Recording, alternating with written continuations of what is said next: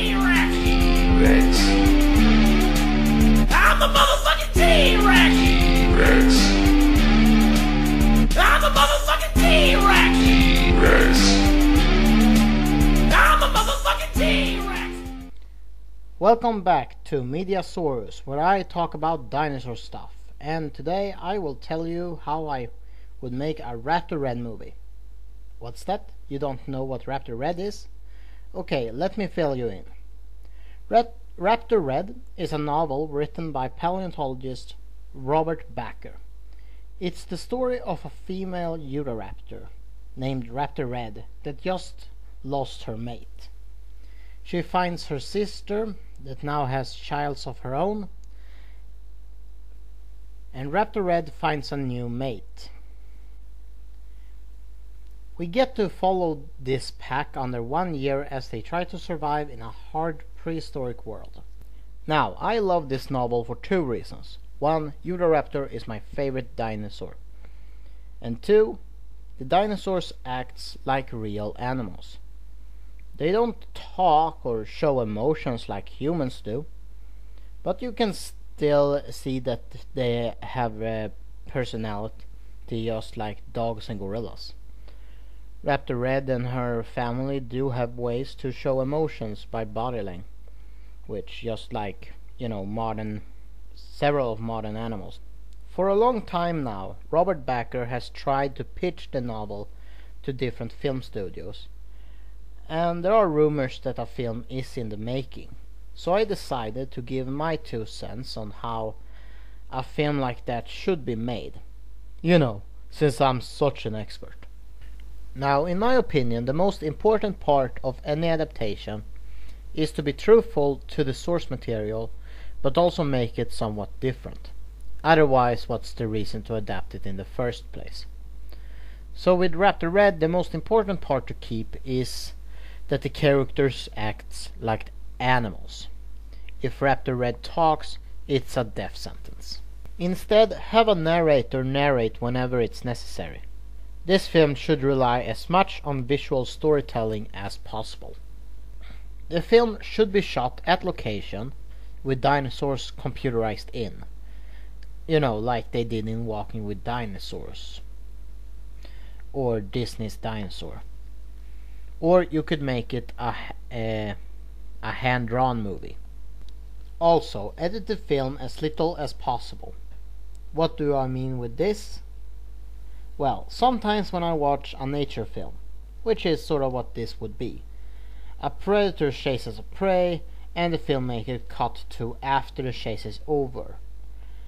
And that sort of takes me out of the film.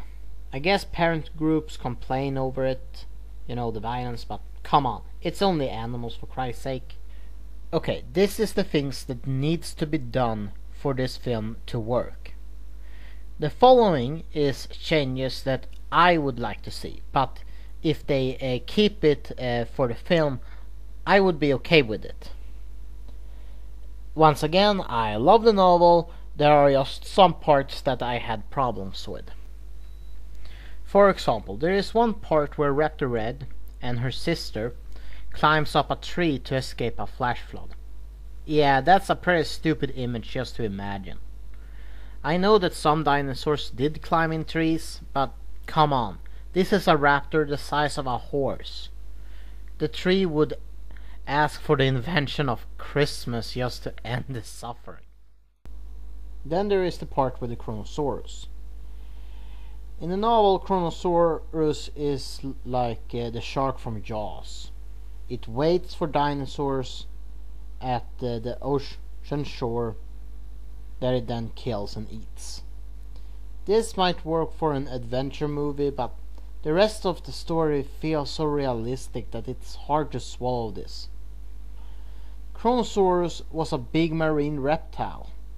It would have hunted other oceanic creatures, not waiting for baiting dinosaurs to come by. It's just not a very reliable food source. Maybe if it was a giant crocodile, it would be more likely, but yeah, this just strikes me as somewhat unrealistic. then many of the names of the animals was shorted. For some it works, like Acrocanthodontosaurus, that had its named shorted to Acro. That I can understand, since even I found that name to be very hard to pronounce. But then names like Astrodon is shortened to Astro, or Gastonia to Gaston. Come on, we can remember 3 more letters, can't we? Other dinosaurs are only referred to by their family name.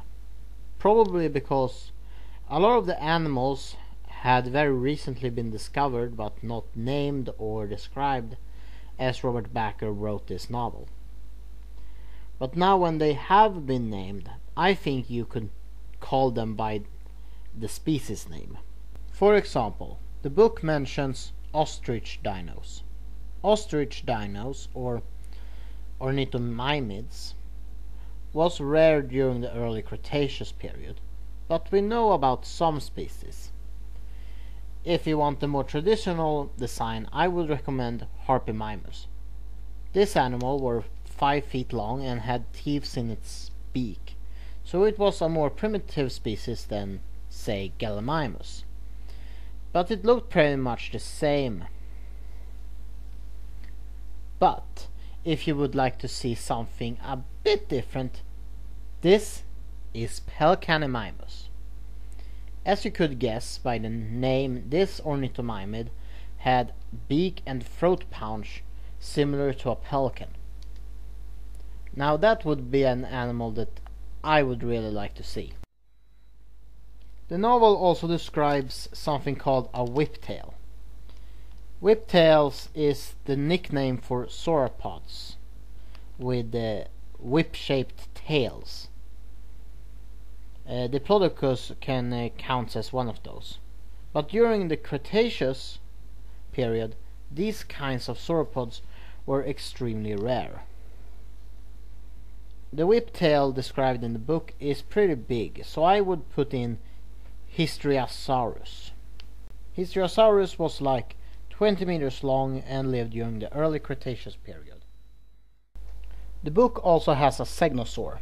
Segnosaurs, or Pherecinosaurs, was probably the strangest herbivores ever to live. They were more closely related to carnivores like T-Rex and Raptors than to other herbivores.